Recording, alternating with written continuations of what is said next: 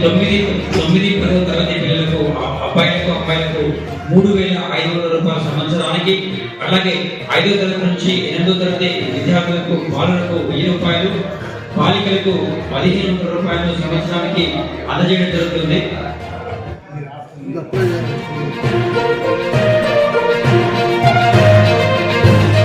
So ఇది epass website ద్వారా application చేసుకోవాలి.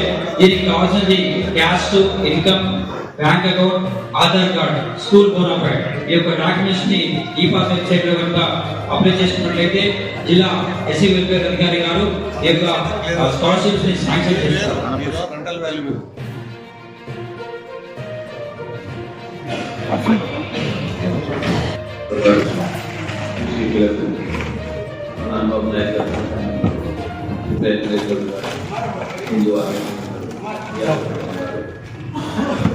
సంవత్సరం పాల్గొన్నటువంటి డిపిఎస్ కల్పన గారు, ఏసీపీ ఆర్టీఓ, తహసీల్దార్, జిల్లా అధికారులందరికీ అందరికీ కూడా జైపీకు నమస్కారం.